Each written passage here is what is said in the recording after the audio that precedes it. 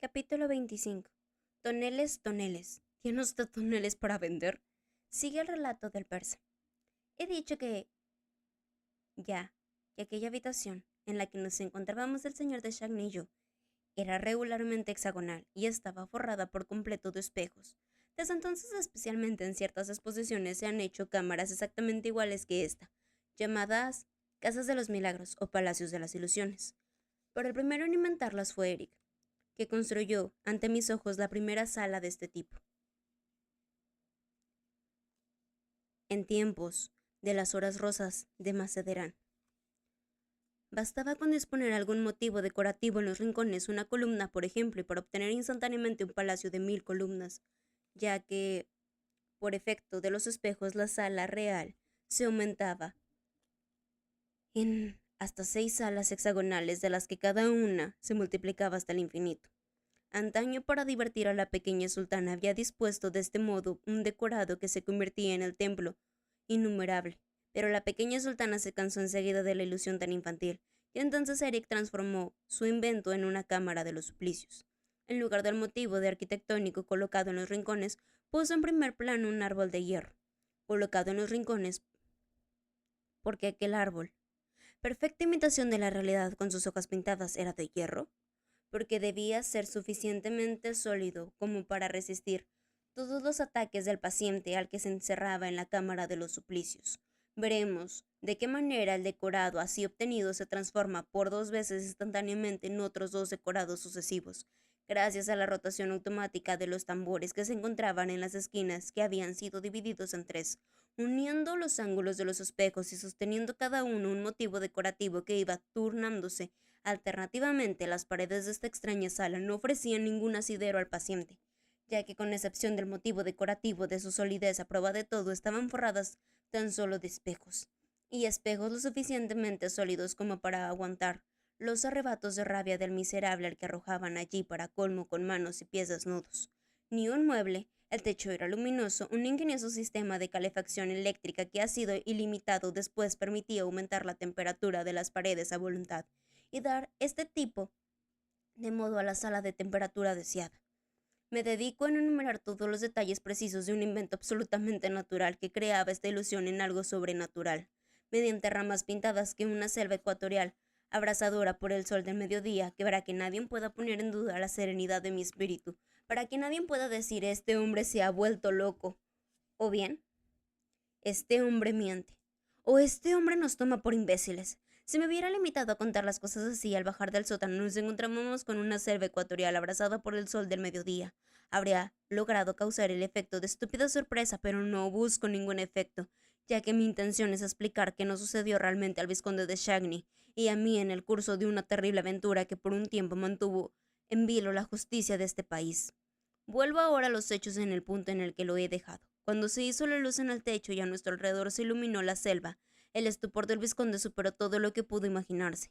La aparición de aquella selva impenetrable, cuyos innumerables troncos y ramas no se entrelazaban hasta el infinito, lo subió con una concentración espantosa. Se pasó las manos por la frente, como para rechazar una visión de sueño, y sus ojos parpadearon como los de alguien a quien al despertar le cuesta recobrar el conocimiento de la realidad de las cosas. Por un instante se olvidó de escuchar. He dicho que la aparición de la selva no me sorprendió por eso. Pude escuchar qué ocurría en la habitación de al lado. Además, me llamaba menos la atención el decorado de que se descendía mi pensamiento de que el mismo espejo que lo producía, aquel espejo que había roto en algunos puntos, en efecto tenía grietas, había logrado estrellarlo a pesar de su solidez, y esto me demostraba que sin duda alguna la cámara de los suplicios en las que nos encontrábamos ya había servido. Una víctima que llevaba varios, los pies y las manos más protegidos que los condenados de las horas rosas de Mocederán, había caído en aquella ilusión moral y, loco de rabia, había golpeado aquellos espejos que, a pesar de sus ligeras grietas, habían reflejado su agonía, y la rama del árbol que se había concluido su suplicio estaba dispuesta de tal modo que antes de morir había podido ver mecerse a la vez supremo consuelo a miles de ahorcados. Sí, sí, Joseph Buquet había pasado por allí. ¿Íbamos a morir como él? Yo no lo creía, ya que sabía que teníamos aún algunas horas de tiempo, y que podría emplearlas en algo más útil que Joseph Buquet había sido capaz de hacer. ¿Acaso no tenía un producto conocimiento de la mayoría de los trucos de Eric?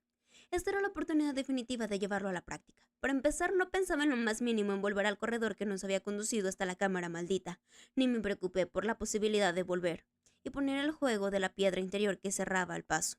El motivo era muy simple. No disponía de los medios. Habíamos saltado de una altura bastante considerable en la cámara de los suplicios, y ningún mueble nos permitía ahora alcanzar el pasaje, ni siquiera la rama del árbol de hierro, ni los hombros de uno de nosotros a modo de escalerillas. No había más que una salida posible, la que daba a la habitación entre Luis Felipe en la que se encontraba Eric y Christine Daae. Pero si aquella salida por el lado de Christine era una puerta normal y corriente, por el nuestro era absolutamente invisible. Teníamos pues que intentar abrirla sin saber siquiera en qué lugar se encontraba, lo cual no era un trabajo muy fácil. Cuando me convencí de que no podríamos esperar nada de Christine, cuando oí al monstruo llevar, mejor dicho, arrastrar consigo a la desgraciada muchacha fuera de la habitación estilo Luis Felipe para no molestarla en nuestro suplicio, decidí ponerme inmediatamente a trabajar, es decir, a buscar el resorte de la puerta. Pero primero tuve que calmar al señor de Shaggy, ya que se paseaba por el claro como un alucinado lanzando clamores incoherentes. Los retazos de la conversación que había podido oír pese a su emoción entre Christine y el monstruo habían contribuido a ponerle fuera de sí. Si añadimos a esto el efecto de la selva mágica y el ardiente calor que empezaba a hacer correr el sudor por sienes, no costará mucho entender que el señor de Shaggy comenzará a experimentar cierto tormento. A pesar de mis recomendaciones, mi compañero no tomaba ya ningún tipo de precaución. Iba y venía sin ningún rumbo, precipitándose hacia un espacio inexistente y creyendo entrar en una avenida de lo conducía hacia el horizonte, golpeándose la frente. Pocos pasos después, como el mismo reflejo de su ilusión de selva. Entretanto, iba gritando: «¡Christine! ¡Christine!» y agitaba la pistola llamando aún con todas sus fuerzas al monstruo, desafiando a un duelo a muerte al ángel de la música, maldiciendo la selva ilusoria. El suplicio surtía efecto en aquella mente poco preparada e intentaba combatirlo razonando con el pobre vizconde de la manera más serena del mundo. Le hacía tocar con el dedo los espejos y el árbol de hierro, las ramas pintadas, los paneles y le explicaba según las leyes de la óptica toda la utilería luminosa y la que estábamos envueltos y de la que no podíamos, como dos vulgares ignorantes, ser víctimas. Estábamos en una cámara pequeña, y esto es lo que debíamos repetirnos constantemente, y saldremos de esta cámara cuando encontremos la puerta. Muy bien, busquémosla. Le prometí que si se dejaba actuar, sin aturdirme con sus gritos y sus paseos de loco, encontraría el resorte de la puerta antes de una hora. Entonces se entumbó en el parque que se hace en los bosques y declaró que esperaría a que yo encontrara la puerta de la selva, ya que no tenía nada mejor que hacer, y creyó que su deber añadir que desde donde se encontraba la vista era espléndida. A pesar de todo lo que yo había podido decirle, el suplicio sufría efecto. En cuanto a mí, olvidando la selva, elegí un panel de espejos y me puse a tantear sobre él en todos los sentidos, buscando un punto débil sobre el que debía de apretar para hacer girar las puertas según el sistema de puertas de trampillas giratorias de Eric. A veces ese punto débil podía ser una simple mancha en el espejo del tamaño de un guisante, bajo la cual se encontraba el resorte que había que disparar. Busqué y busqué, tanteando todo lo que había en mis manos pude alcanzar. Eric era más o menos de mi altura y pensaba que no habría colocado el resorte más arriba de lo que alcanzaba su talla. Era solo una hipótesis, pero mi única esperanza había decidido, pues inalcanzable y minuciosamente, dar la vuelta a los 6 paneles de espejos y después examinar también detenidamente el parque. Al mismo tiempo que tanteaba los paneles con sumo cuidado, me esforzaba por no perder un solo minuto, ya que el calor me invadía siempre más y nos asábamos literalmente en aquella selva inflamada. Trabajaba desde hace una media hora y había terminado ya con 3 paneles cuando nuestra mala fortuna quiso que me volviese ante una sorda exclamación lanzada por el vizconde. «¡Me ahogo!», decía. Todos estos espejos irradiaban un calor infernal. Para encontrar pronto su resorte, si no lo consigue pronto, no vamos a asarnos aquí. No me disgustó nada oírle hablar así. No había dicho una sola palabra con respecto a la selva y confiaba en que la razón de mi compañero podía luchar aún más contra el suplicio. Pero añadió: «Lo que me consuela es que el monstruo le ha dado tiempo a Cristina hasta mañana a las 11 de la noche. Si no podemos salir de aquí y salvarla, al menos moriremos antes que ella. La misa de Eric podrá servir para todo el mundo». Y esperó una bocanada de aire caliente y casi lo hizo desfallecer. Como no tenía los medios motivos que el vizconde a aceptar la muerte, me volví después de algunas palabras de aliento hacia mí. Panel me había cometido la tontería de dar algunos pasos mientras hablaba, de tal modo que la confusión de la selva ilusoria no sabía con seguridad cuál era mi panel. Me veía obligado a volver a empezar al azar. Tampoco podía evitar manifestar mi contrariedad al vizconde. Comprendió que tenía que rehacerlo todo. Esto le dio una nueva oportunidad. «Jamás saldremos de esta selva», gimió.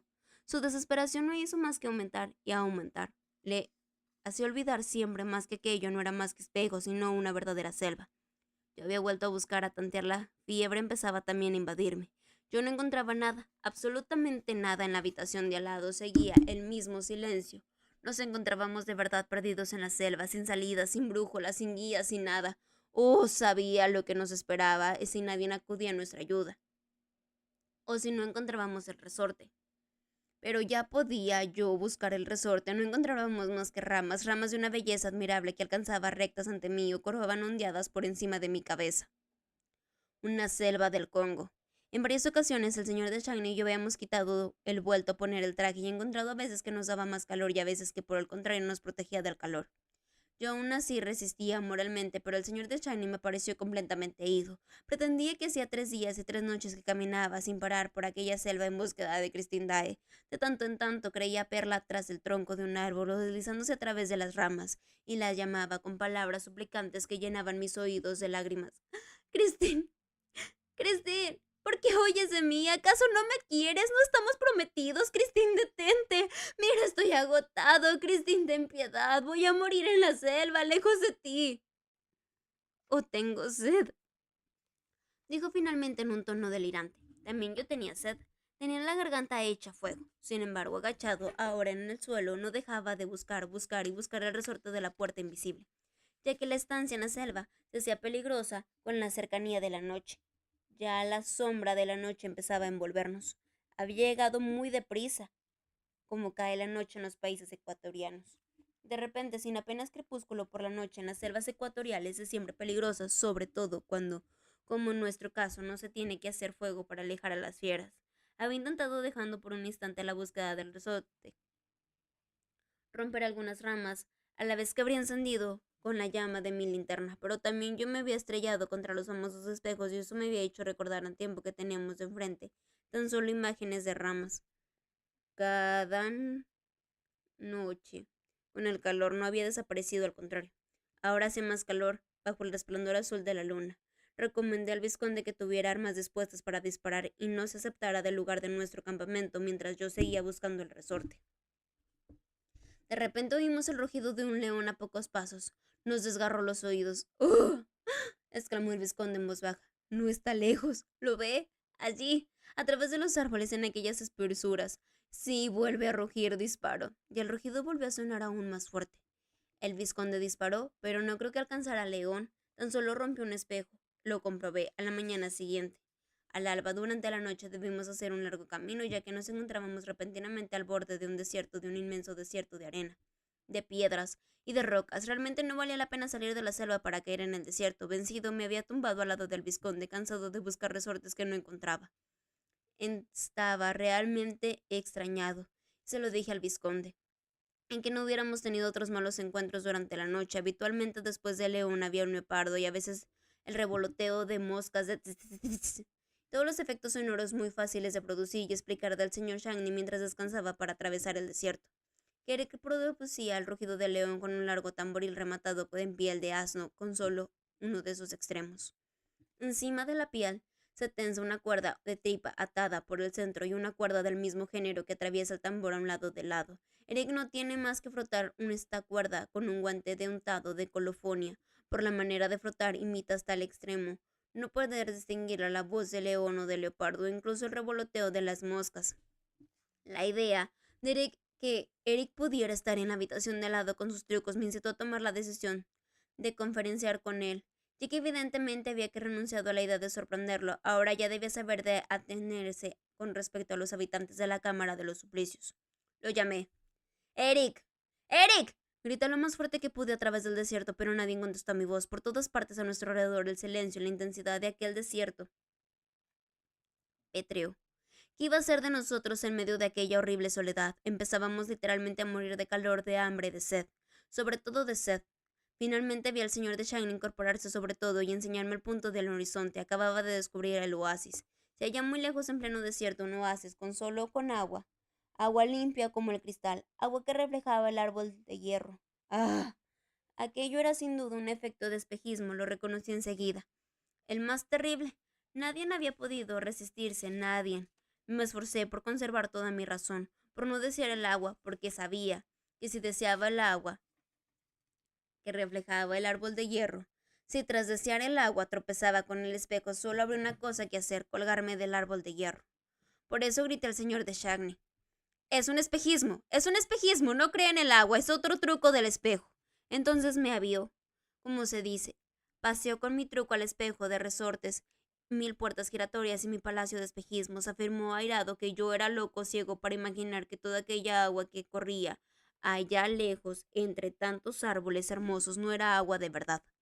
El desierto era verdad y la selva también, y a él no le engañaba fácilmente. Había viajado demasiado y por todos los países se arrastró diciendo agua, agua. Llevaba la boca abierta como si bebiera. También yo tenía la boca abierta como si bebiera.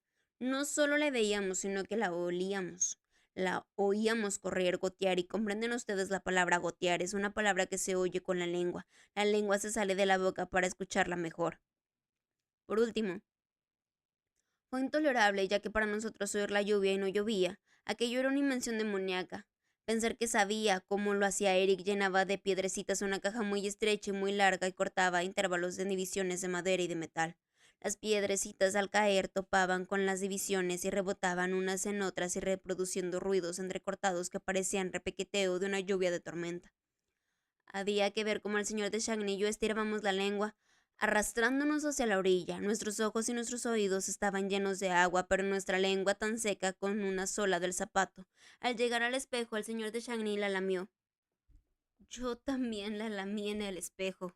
Estaba ardiendo. Entonces nos dejamos rodar por el suelo, presa de una cruel desesperación. El señor de Shagny acercó a su sien la última pistola que quedaba cargada, y yo busqué mis pies el lazo de Pandejab. Sabía que porque había vuelto a aparecer en aquel tercer decorado el árbol de hierro. El árbol de hierro me esperaba, pero al mirar el lazo de Pandejab vi algo que me hizo estremecer de forma tan violenta que el señor de Shagny se detuvo en su movimiento de suicidio y murmuraba ya aún: Adiós, Christine. Lo había tomado del brazo después de le quité la pistola y me arrastré de rodillas hacia lo que había visto. Acababa de descubrir junto al lazo de Pendejab en la ranura del parque un clavo de cabeza negra cuya finalidad no ignoraba. Por fin, había encontrado el resorte que iba a poner en juego la puerta, que iba a darnos la libertad, que iba a entregarnos a Eric. Palpió el clavo y miré al señor de Shagny con una expresión radiante. El clavo de cabeza negra cedía a mi presión. Y entonces no se abrió una puerta en la pared, sino una trampilla en el suelo. Inmediatamente entró aire fresco desde aquel agujero negro. Nos inclinamos sobre el recuadro de sombra como sobre una fuente limpia.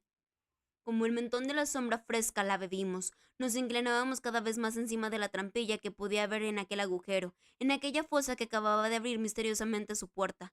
Quién sabe si no había agua allí, agua para beber. Alargué los brazos en las tinieblas y encontré una piedra y la otra una escalera. Una escalera negra que bajaba a la cueva. El vizconde se suponía ya para tirarse por el agujero. Allí, aunque no encontráramos agua, podríamos escapar a los deslumbrantes efectos de aquellos horribles espejos. Pero detuve al vizconde, pues temía una nueva trateta del monstruo, y con mi linterna sorda encendí bajo primero. La escalera de caracol se sumergía en espesas tinieblas y giraba sobre sí misma. Qué bien que se estaba en la escalera y en las tinieblas. Aquella frescura provenía menos del sistema de ventilación instalado por Eric que de la misma frecuencia de la Tierra, que debía de estar saturado de agua al nivel que nos encontrábamos. Además, el lago no podía estar muy lejos. Pronto nos encontrábamos al final de la escalera. Nuestros ojos empezaron a hacerse a las tinieblas y distinguir a nuestro alrededor formas redondas, sobre las cuales dirigía el haz luminoso de mi linterna. Toneles. Estábamos en la bodega de Eric. Allí debía de guardar el vino y quizás el agua potable. Yo sabía que Eric era amante de los buenos vinos. Hacia allí hacía mucho para beber. El señor de Shagny acariciaba las formas redondas y repetía incansablemente: Toneles, toneles, ¿cuántos toneles? De hecho, había bastantes de ellos alineados simétricamente en dos filas entre las que nos encontrábamos. Se trataba de pequeños toneles y me imagino que Eric los había encogido en aquel tamaño dado la facilidad de transportes a la mansión del lago. Examinamos uno tras otro, buscamos alguno abierto que diera señales de haber sido utilizado alguna vez, pero todos los toneles estaban herméticamente cerrados. Entonces, tras levantar uno para comprobar si estaba lleno, nos pusimos de rodillas con la hoja del cuchillo que llevaba conmigo e intenté hacer saltar el tapón. En aquel momento me pareció oír, como si viniera de muy lejos, una especie de canto monótono cuyo ritmo era conocido, ya que lo había oído tan frecuente en las calles de París. Toneles, toneles, ¿tiene usted toneles para vender? Mi mano quedó inmóvil sobre el tapón. El señor de Shagny también había oído, me dijo. Es curioso, es como si el tonel cantara. El canto volvió a empezar más lejano. Toneles, Toneles, ¿tiene usted toneles para vender? ¡Oh! Exclamó el vizconde, le aseguro que el canto se pierde en el tonel. Nos levantamos y miramos detrás del tonel. Es dentro, exclamó el señor de Shagny. Es dentro, pero ya no oímos nada, y no vimos obligados a atribuir aquello a nuestro mal estado y a la alteración de nuestros sentidos. Abrimos el tapón del tonel, el señor de Shagny puso las dos manos juntas encima, y en el último esfuerzo hizo saltar el tapón. ¿Qué es esto? No es agua, exclamó inmediatamente el vizconde. El vizconde había acercado sus dos manos llenas a mi linterna y me incliné sobre la mano del vizconde. E inmediatamente lancé la linterna tan lejos de nosotros que se rompió y se apagó y se perdió para siempre. Lo que acababa de ver en las manos del señor Charney era pólvora.